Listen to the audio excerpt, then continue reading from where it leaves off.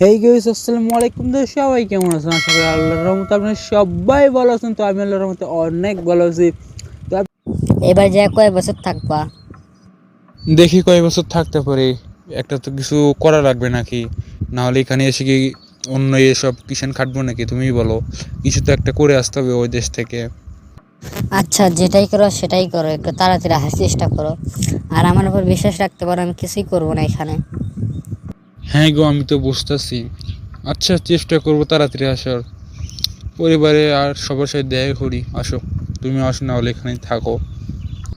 না থাক, আমার এখনই চোখ দিয়ে জল পড়তেছে। তুমি যা দেখা করে আসো, যাও। আমি যাবো না। আচ্ছা, তুমি কিছুক্ষণ বসে থাকো, আমি আসতেছি এখনই।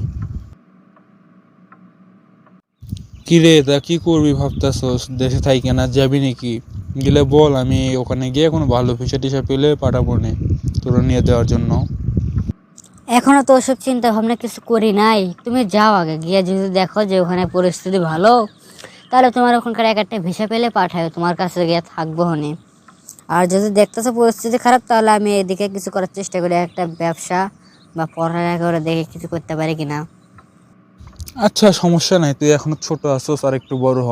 আর হ্যাঁ, আমি যাওয়ার পরে আমার বাবা আমার একটু খেয়াল রাখিস, তোর ভাবিটারে একটু দেখাশোনা রাখিস। আর কোনো ছেলে পেলেকে এদিকে আসতে দিবি না। আর তুইও কোনো বাজে ছেলের সাথে মিশবি না, বুঝছিস? অন্য সাথে এসে কিছু করবি না।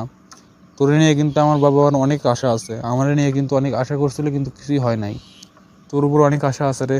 একটু ভালোভাবে চলিস, আব্বু আমার খেয়াল রাখিস। অনেকদিন পরে ভাবিটারে একা পাচ্ছি, এবার একদম। কিছু কি বললি নাকি রে? হ্যাঁ ভাইয়া, বলতেছি যে আচ্ছা, ভালো মতো খেয়াল রাখবো হনে। তুমিও দেখে শুনে যাইও, নিজের খেয়াল রেখো। ওখানে তো আবার নিজেই রান্না করে খেতে হবে। হ্যাঁ রে, নিজের রান্না তো নিজেই করতে হবে, কেউ কে এসে করে দেবে তুই বল?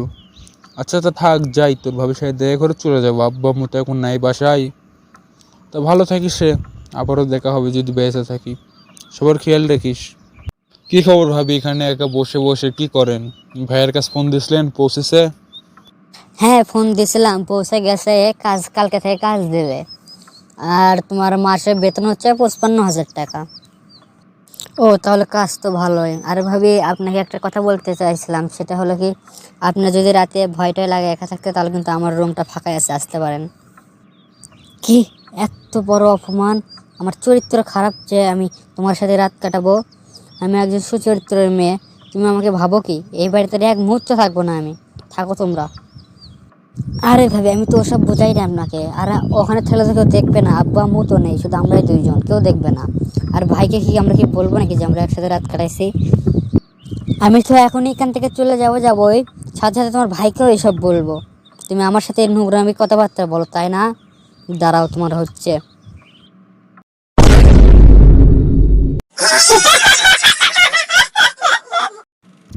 তো আশা করি আপনারা সবাই মন দিয়ে ভিডিওগুলো এনজয় করেছেন। তো আপনারা যারা এখনও আমাদের চ্যানেলকে সাবস্ক্রাইব করেন নাই, তারা ফরওয়ার্ড চ্যানেলগুলোকে সাবস্ক্রাইব করে 5 টাকা বেল আইকনটি বাজিয়ে দিন, এরকম ফানি ভিডিও প্রতিদিন পাওয়ার জন্য।